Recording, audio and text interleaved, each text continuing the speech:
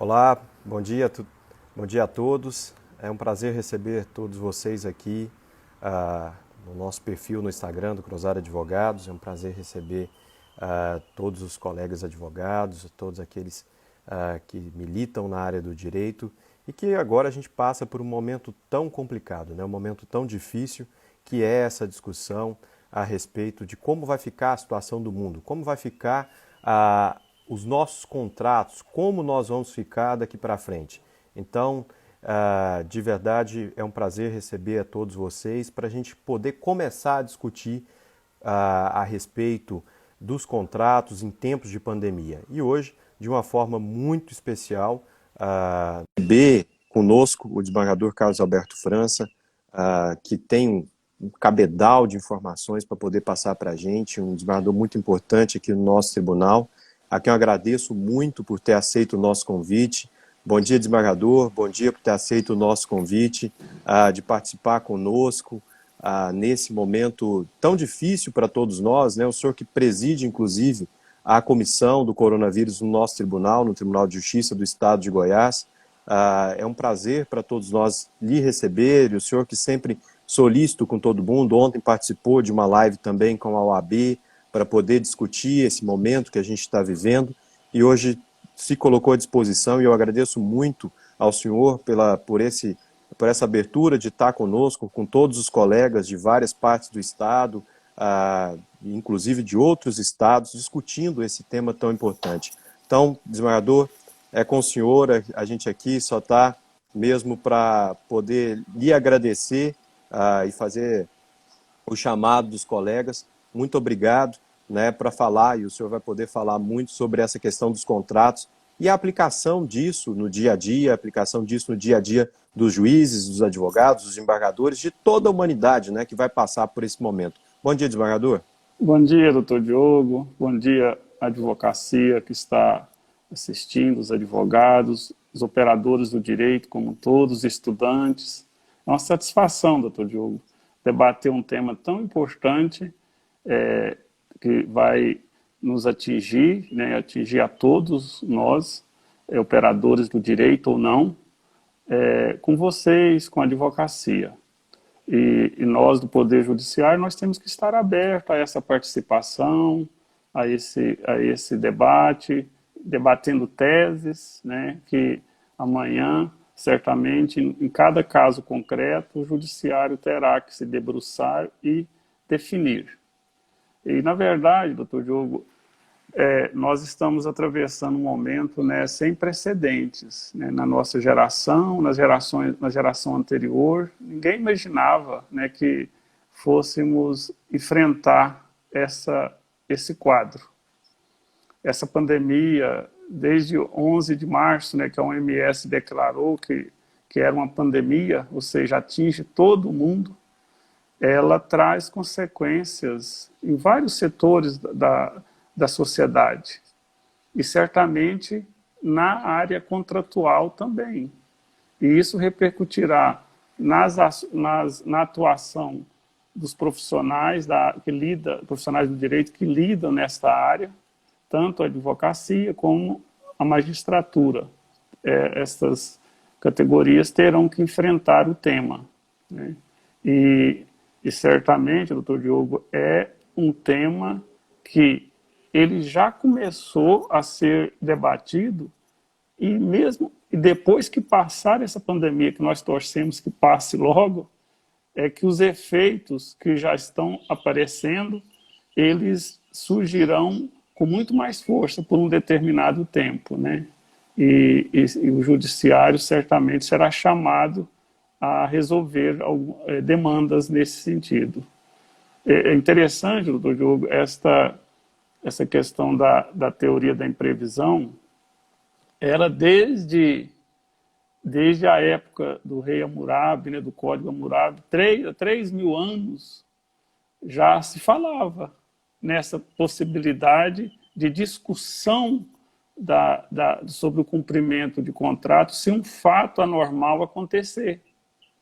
Na época se falava em plantação. Se acontecesse uma tempestade e perdesse essa plantação contratada para entrega, o cultivador, o agricultor estaria livre desse compromisso, porque fugiu das forças dele, fugiu da capacidade dele evitar, né, esse evento imprevisível. E depois, também, teve um período da força obrigatória dos contratos, né, bem rígido mesmo, essa necessidade do cumprimento, da não intervenção estatal nesses contratos. E pós-Segunda Guerra, pós-Primeira Guerra e pós-Segunda Guerra, essa possibilidade de revisão contratual decorrente previsível, que poderia causar alteração na situação, nas circunstâncias fáticas da época da contratação, e que se presumia que iriam estar em idêntica situação na época do cumprimento da avença, em decorrência desses eventos, no caso das guerras, foi, então, aplicada essa teoria da imprevisão em inúmeros contratos.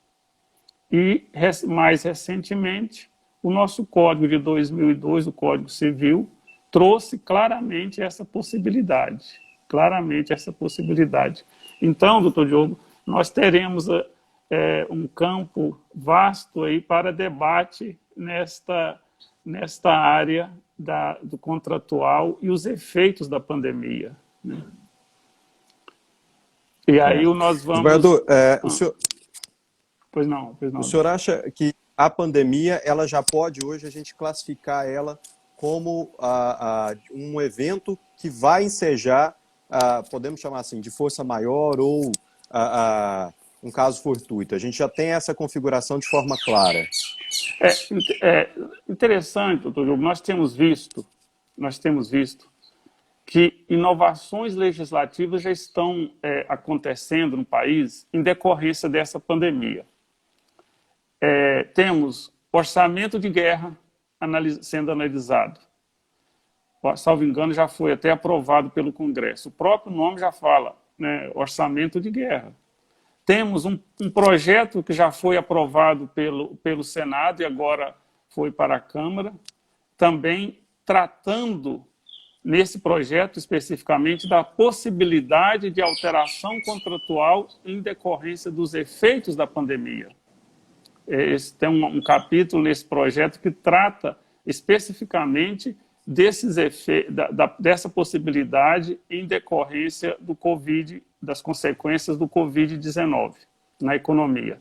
Então, hoje, é até interessante notar que nesse projeto em andamento em Brasília, embora reconheça as graves consequências do momento, as graves consequências advindas da pandemia, eles ressalvam algumas áreas do alcance daquela iniciativa legislativa, como a área cambial, entendendo também previsão que a inflação, se acontecer a inflação, não pode ser considerado para alteração contratual.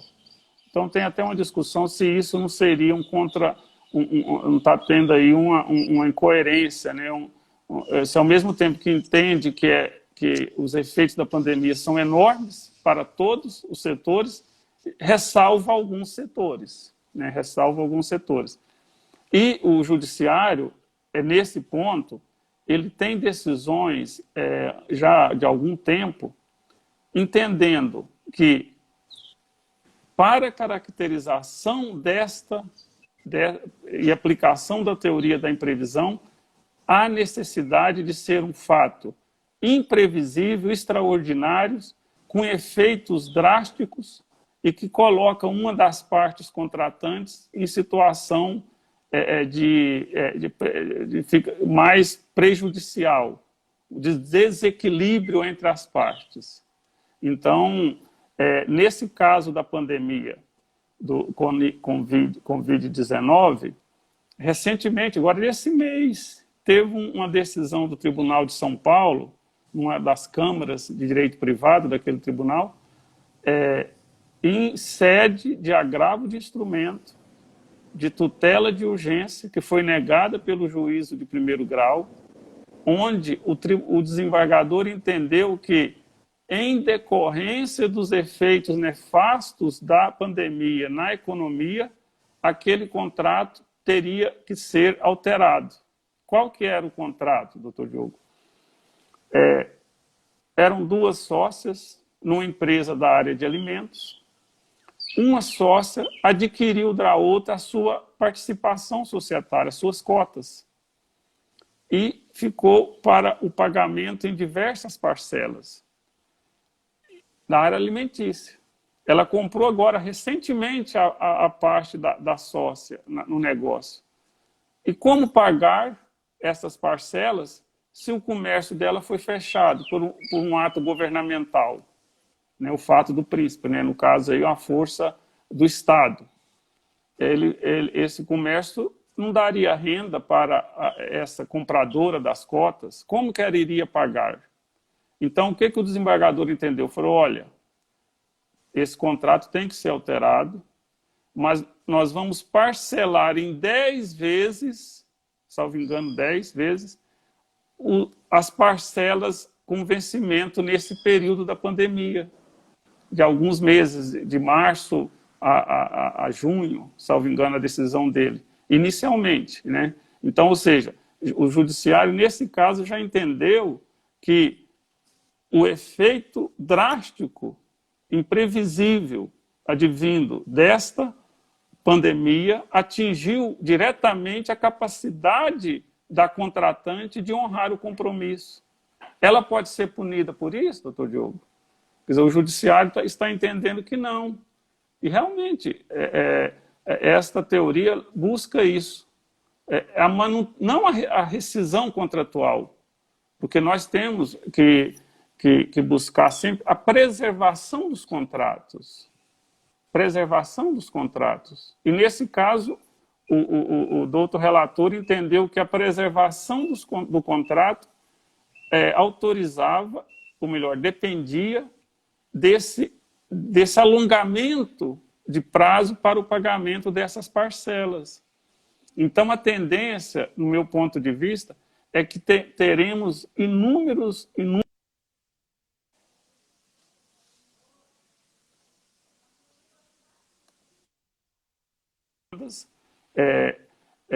envolvendo esta discussão da aplicação da teoria da imprevisão. Logicamente, doutor Diogo, a gente espera, primeiro, que as partes dialoguem. Primeiramente, as partes têm que dialogar, buscar um entendimento, porque o impacto desta crise é direto na economia, em todos os setores da economia. Então, dialogando para buscar o melhor. Qual que é o melhor? A preservação do contrato, talvez com outros alterações de algumas cláusulas, com base nesse outro momento que nós estamos vivendo. Se não conseguir essa solução, procurar um advogado, procurar os advogados. E os advogados, eu acredito, que tem que ter também essa atuação primeira, visando resolver a questão amigavelmente e de comum acordo entre as partes, para preservar o contrato, buscando sempre a preservação do contrato. E se não conseguir, aí sim o judiciário estará à disposição para decidir a questão. Tentar uma composição, o próprio judiciário hoje, né, o novo CPC, a primeira coisa é tentar uma composição entre as partes para tentar preservar o contrato. Agora, pode ter alguma situação, Diogo, que esse contrato ele seja impossível de ser preservado, que a saída em decorrência desses fatos gravíssimos advindo da pandemia seria a rescisão contratual. Então, nós estamos cientes que o judiciário certamente será muito demandado, principalmente naqueles casos que não conseguirem as partes resolver a questão amigavelmente. Desembargador, tem uma questão no projeto de lei, né, que está lá na Câmara, foi aprovado já pelo Senado, e acho que daqui a pouco a gente vai fazer uma live a respeito do projeto de lei, que é também não permitir que fatos pretéritos, ou seja, fatos que ocorreram antes do início da pandemia, sirvam de justificativa para a rescisão do contrato, né? Uma coisa muito importante que o senhor está falando é o princípio da preservação do contrato. Esse eu acho que vai ser muito caro para todo mundo, mas também o judiciário, eu tenho certeza, vai evitar ao máximo que eventuais aventureiros que já não cumpririam normalmente o contrato venham se socorrer desse período de pandemia para justificar a inadimplência, né?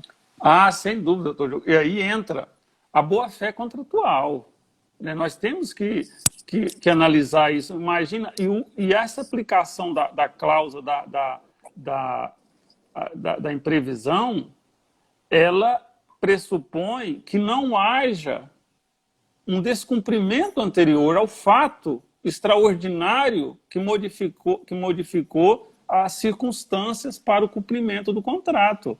Então, não é possível alguém, da mesma forma que não é possível alguém que já estava inadimplente, já estava em mora contratual, utilizar a pandemia para tentar melhorar a sua situação contratual.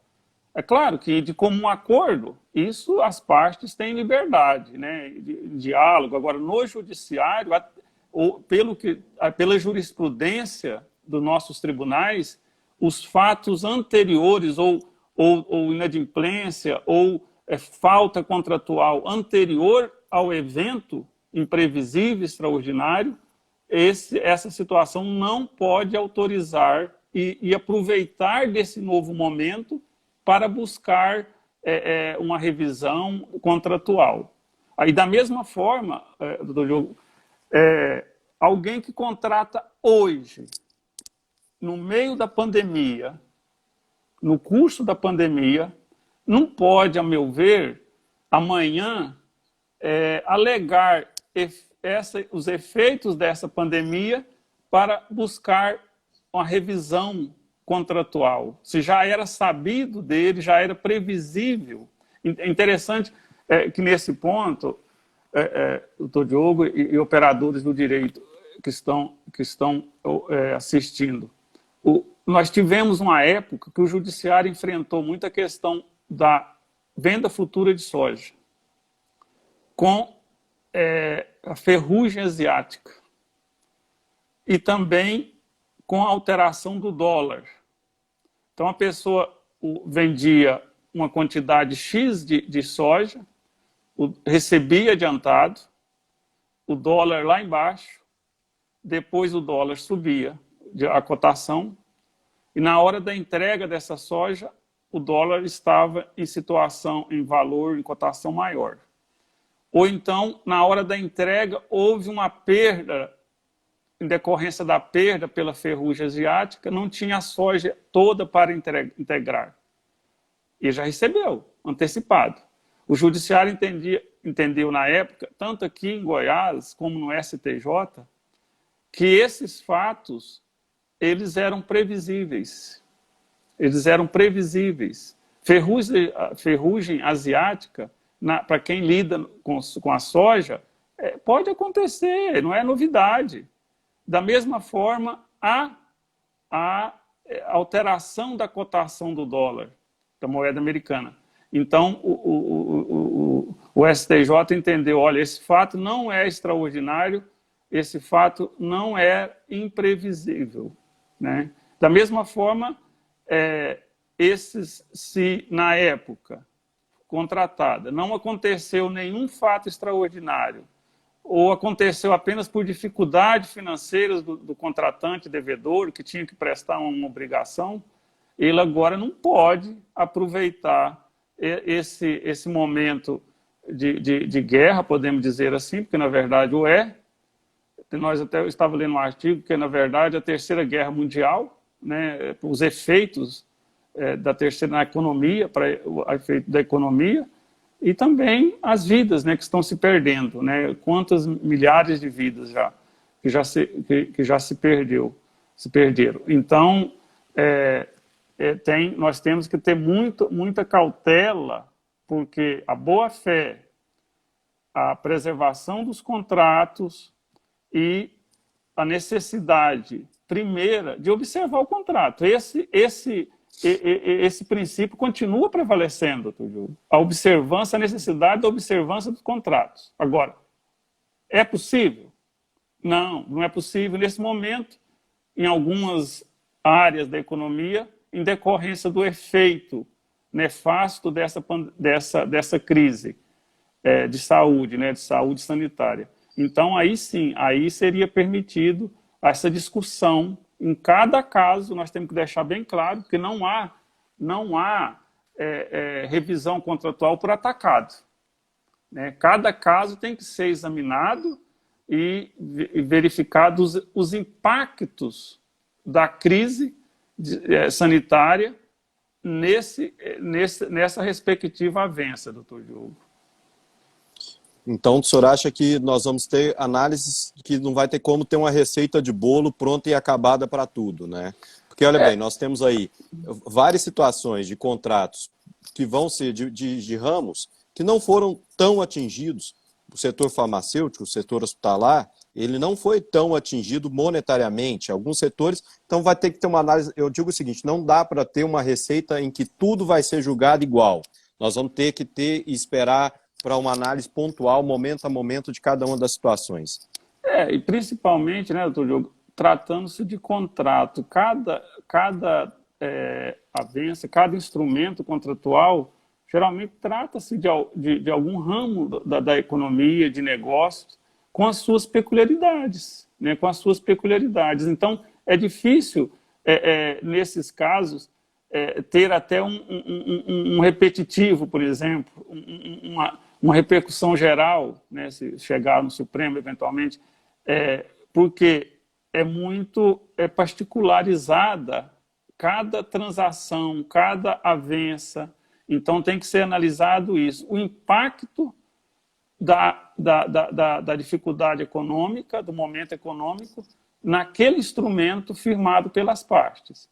Porque, se nós generalizarmos, aí sim pode tratar iguais de forma diferenciada, né? Ou então trazer uma instabilidade no nosso meio socioeconômico. Uhum. E uma aí, outra questão que eu estava... Pois não, desembargador. Pois não. Pode seguir. E aí nós temos... Não, aí o que entra o judiciário é porque o judiciário não julga, nós todos do judiciário, nós não julgamos, embora nós tenhamos os meios eletrônicos que ajudam demais na produtividade, no aproveitamento de fundamentação, para ganharmos tempo, tanto o advogado usa, como os magistrados, nós julgadores, naqueles casos que são muito assemelhados, nós também, logicamente, utilizamos as ferramentas eletrônicas, mas no caso de revisão contratual, temos que analisar caso a caso, especificamente, olhando as alegações da parte que vem ao judiciário, as teses da defesa, observando bem esse contraditório. Então, nós não temos não vamos fazer isso, o judiciário não faz isso, colocar todos como se fosse na vala comum e decidir de igual forma.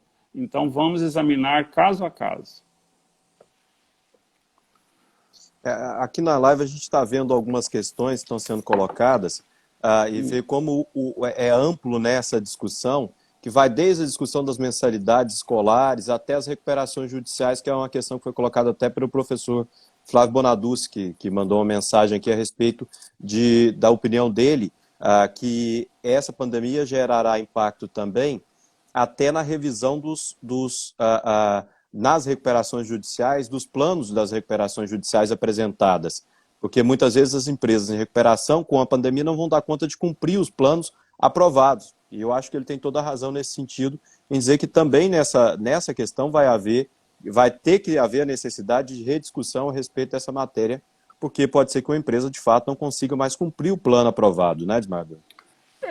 Nesses contratos, em relação às mensalidades escolares, eu estava assistindo um debate recentemente, um valor da mensalidade escolar, que nele estava incluído transporte, alimentação, o aluno passava o dia praticamente na escola, as atividades escolares, atividades esportivas na escola, que agora as escolas não estão tendo esse custo.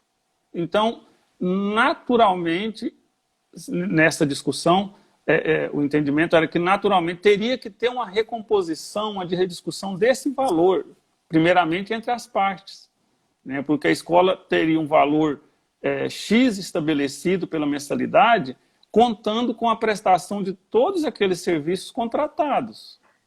Então, certamente, se não resolver entre as partes, os pais e a direção da escola, pode ser também objeto de demandas a serem enfrentadas pelo judiciário. Nas recuperações judiciais, salvo engano, eu li alguma coisa que em Brasília está sendo discutido algum projeto de lei referente ao tema, para liberar as recuperandas de algum encargo, algum compromisso assumido nesse período, ou a suspensão de alguma obrigação, eu vi isso em algum local. Agora, certamente, doutor Diogo, será objeto de debate internamente na própria recuperação entre os gestores, o administrador judicial, os credores, né? Se foi se é uma empresa em recuperação, que a atividade dela ficou prejudicada, não pôde atuar, como que o soerguimento dessa empresa nesse período, as condições são as mesmas, ela tem condição de buscar um respiro para poder continuar e buscar a preservação desta empresa com seus postos de serviços, com a sua recolhimento dos seus tributos. Então, é uma discussão que certamente ocorrerá, primeiramente no âmbito envolvendo a empresa e os seus credores.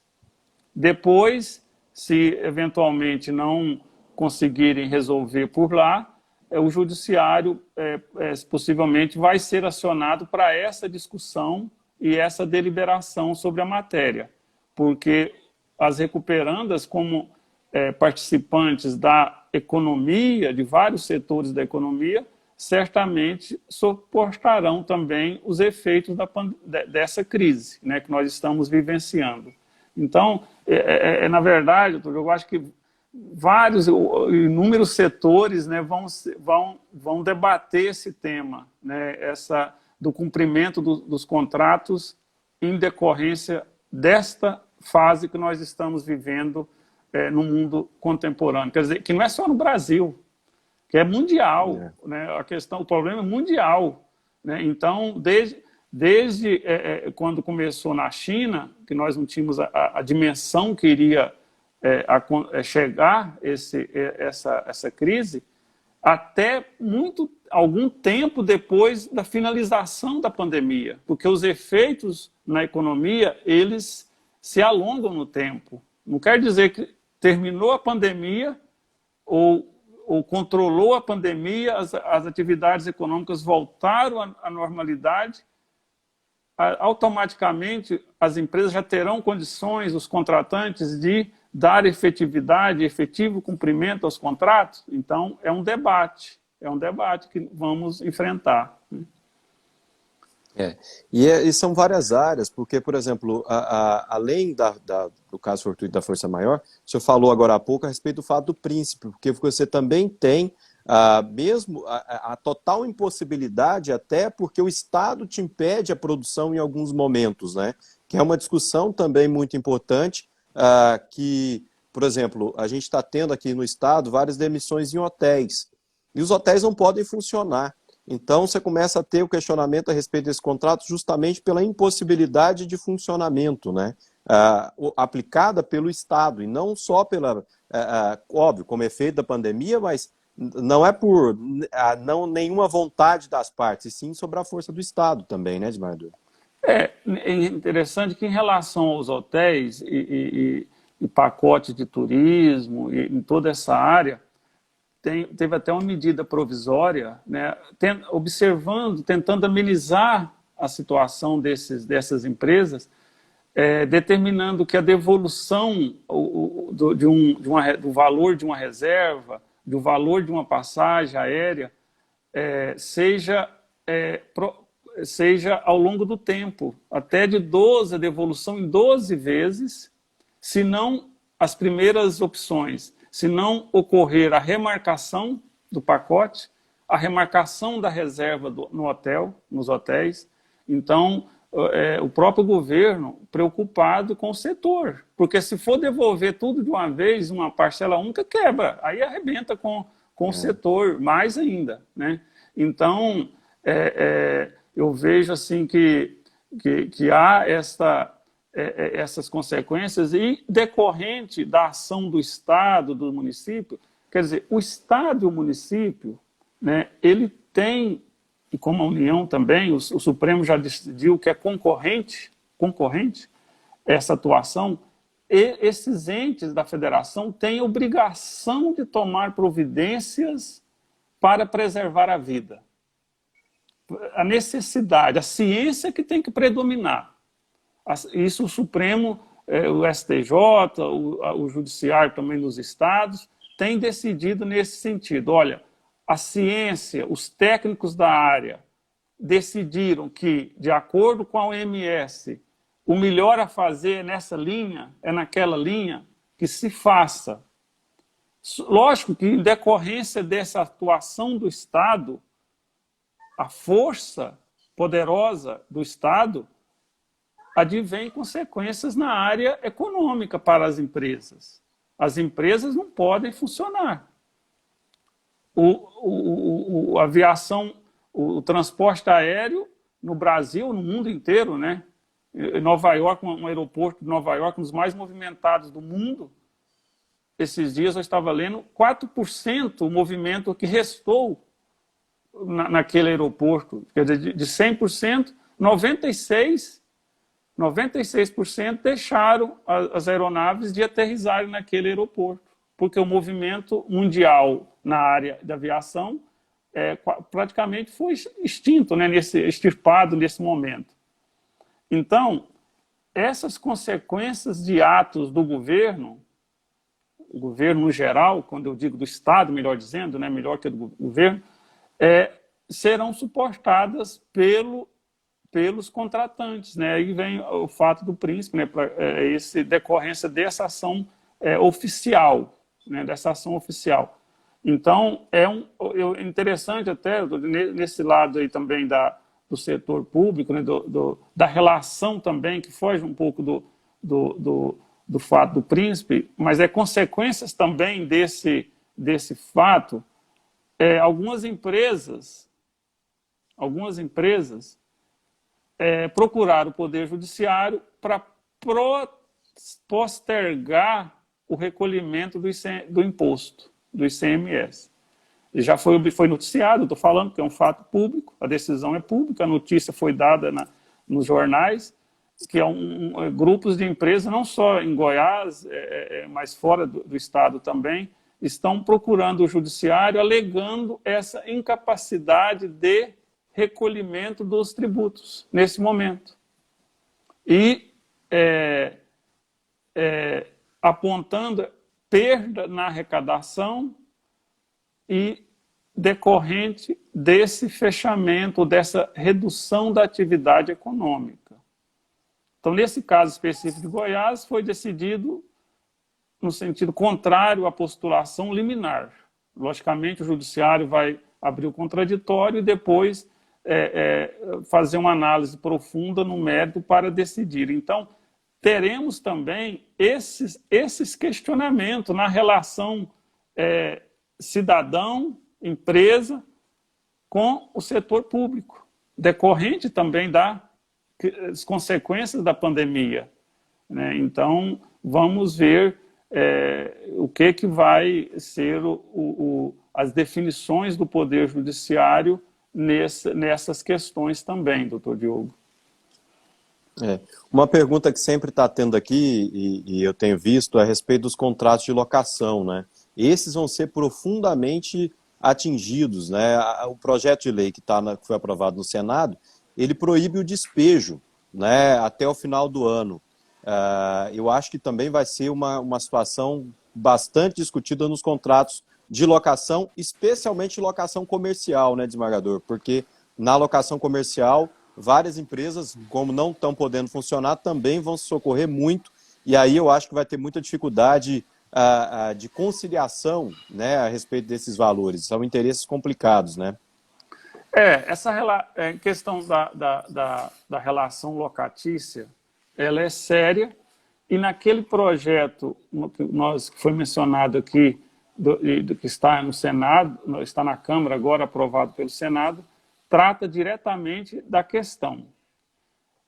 Inclusive, o projeto fala que pode suspender o pagamento de alguns meses nesse período e depois ser, ao longo do tempo, parceladamente pago esse débito locatício.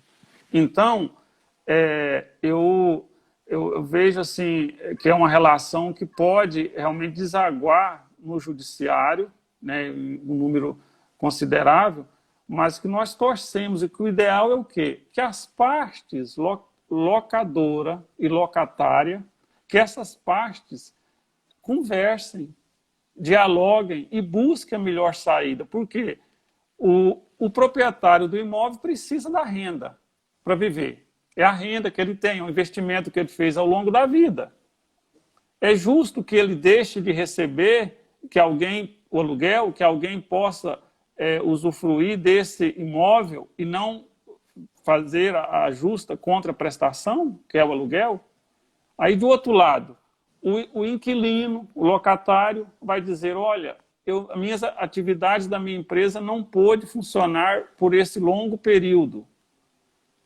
Eu vou pagar o mesmo valor? Então, aí, do aluguel, então aí que entra a necessidade do diálogo. Eu acho que tendo bom senso, uma boa conversa, para cada um ceder um pouco, porque numa crise dessa todos perdem. Todos perdem. O equilíbrio tem que ser buscado, tem que distribuir um pouco estas perdas entre as partes.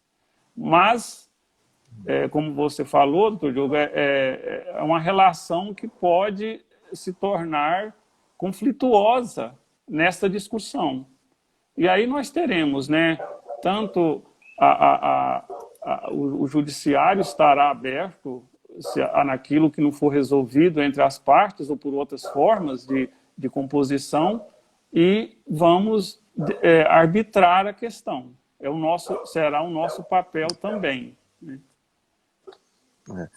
A gente lembra que essa parte da locação teve uma alteração que era o artigo 10 do projeto de lei, que tinha sido inicialmente retirado, mas na Câmara tem a tentativa de voltar.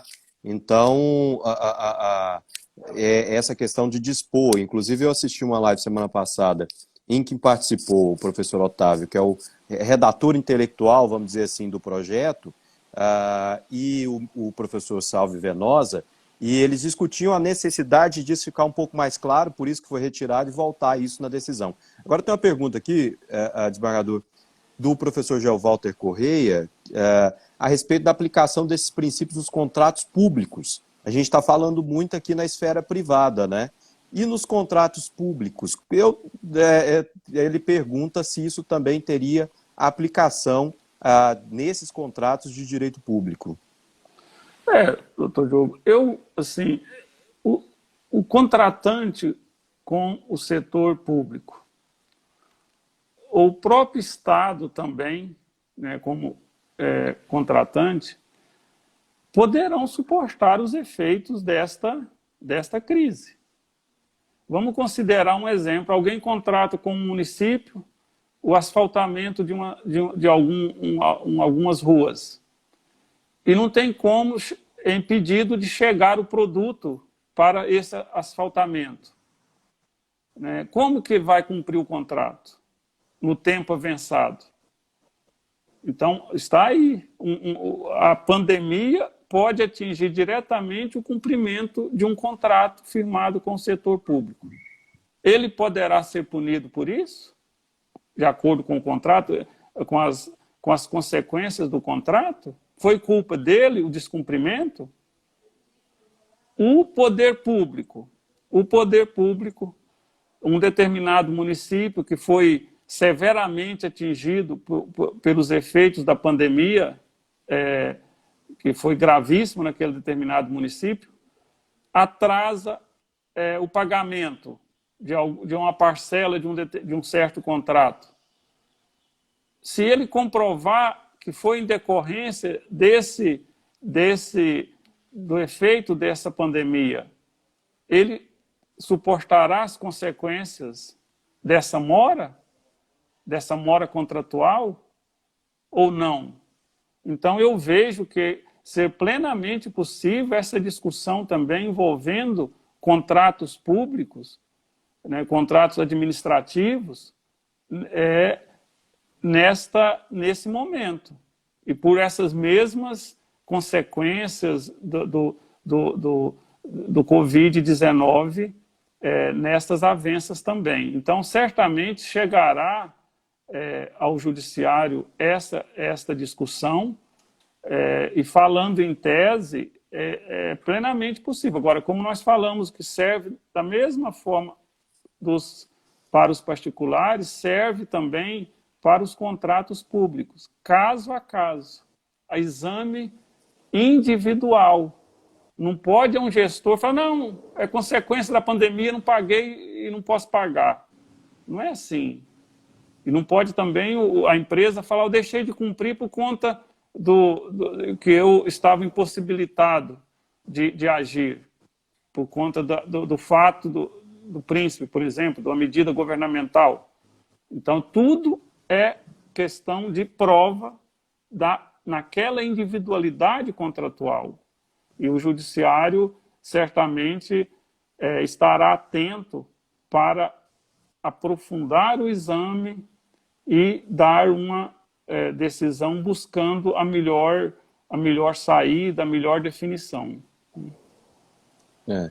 A gente tem tido aqui, desembargador, várias participações de colegas do senhor, de juízes e desembargadores aqui do tribunal, como, por exemplo, o doutor Diego Custódio, lá juiz da comarca de Morrinhos, que fala que realmente a conciliação e a mediação vai ser a melhor saída. E tem uma pergunta aqui, me permita só buscar, do colega doutor Luiz Antônio Lorena, que pergunta se o TJ promoverá o incentivo à mediação nesses casos, quando a gente tiver esses contratos.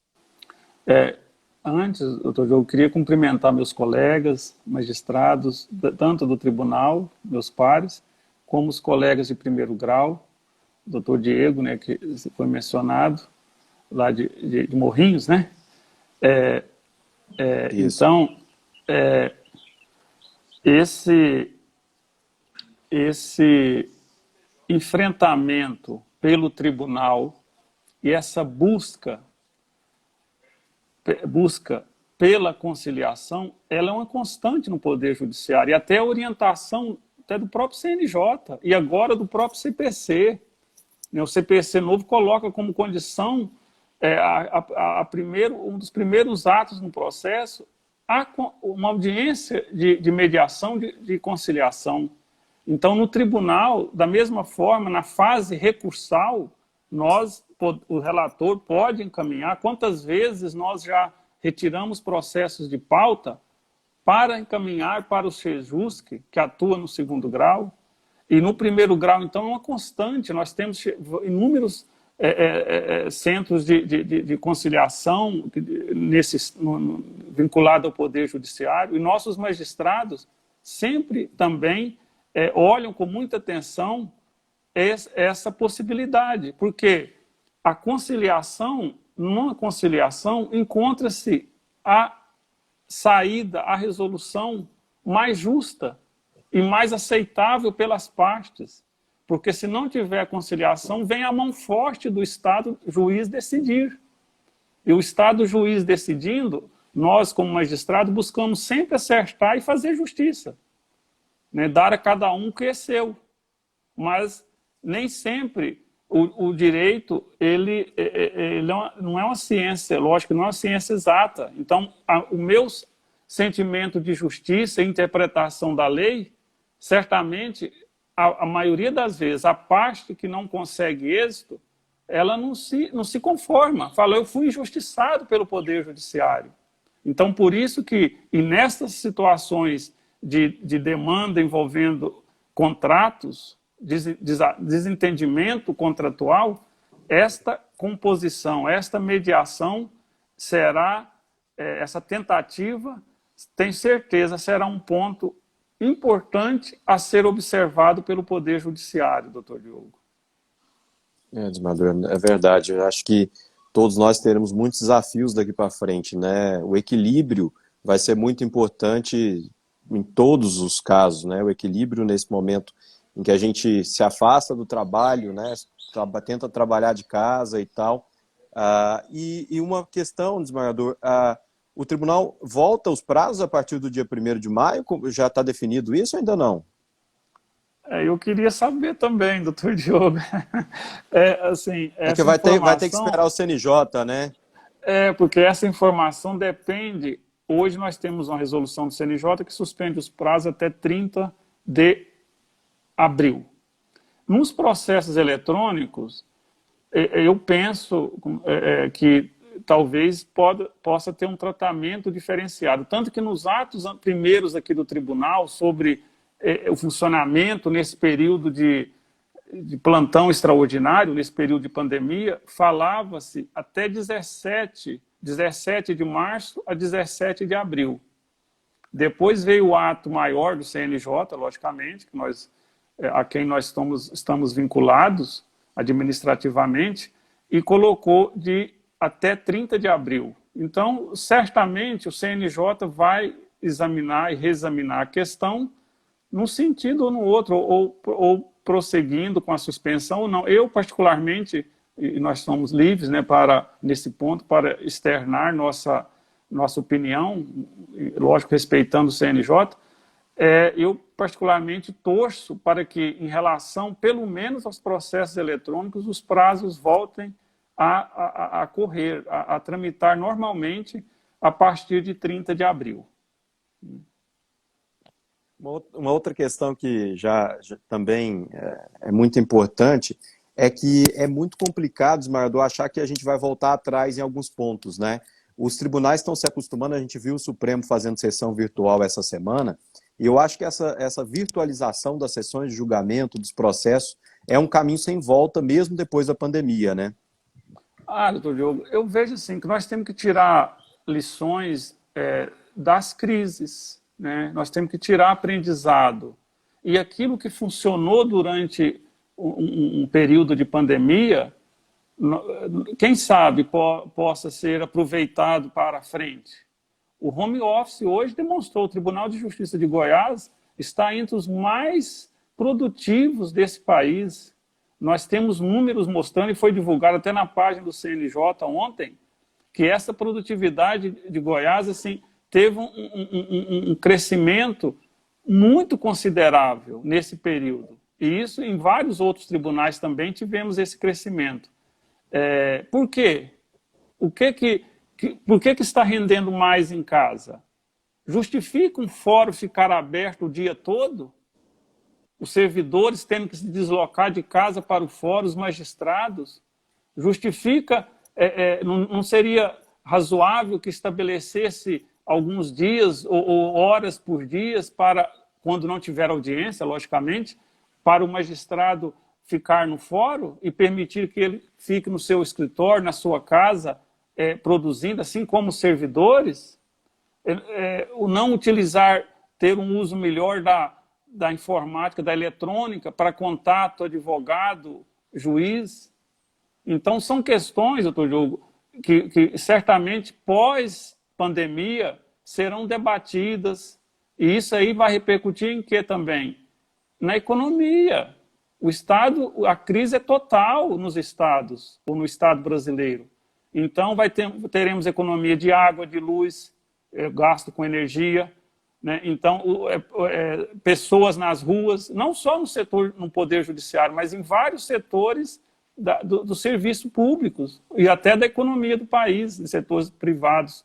Então, certamente, doutor Diogo, vamos debater e, quem sabe, eu torço que muitas coisas boas que dentro da pandemia, né, infelizmente, vidas estão sendo perdidas, mas coisas boas no sentido da atuação do Poder Judiciário, a quem nós pertencemos, possa ser aproveitado para o futuro, viu, doutor Diogo?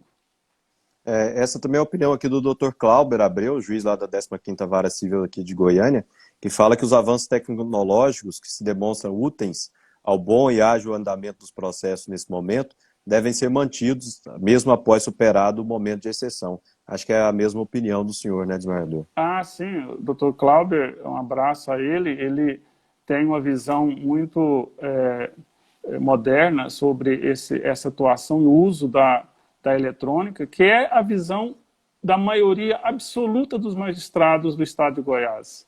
Nós hoje, em decorrência dos números apresentados e da conscientização que a magistratura goiana hoje alcançou, nós temos a certeza que a informática, a eletrônica, são ferramentas aliadas e fundamentais para que o judiciário possa bem prestar o serviço com rapidez.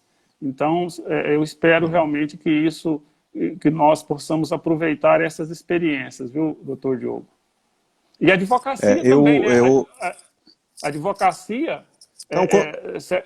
Pois não, doutor Diogo.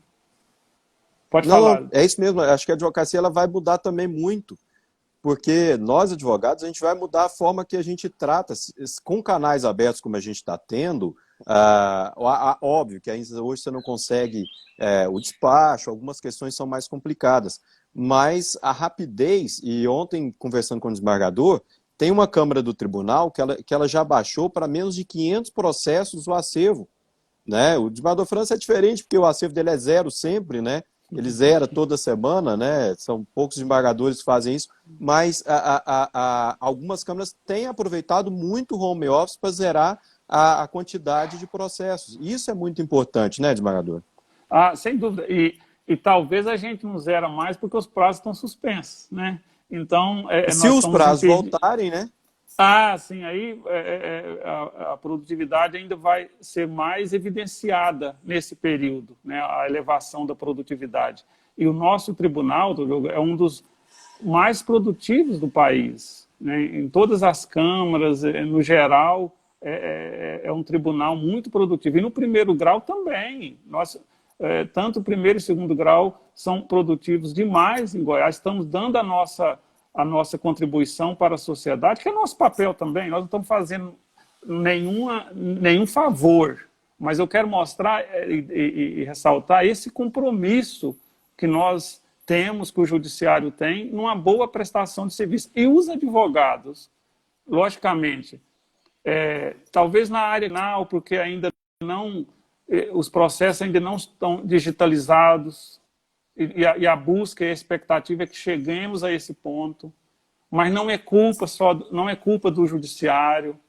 O judiciário estaria prontinho para digitalizar e atuar em digitalização nos processos criminais.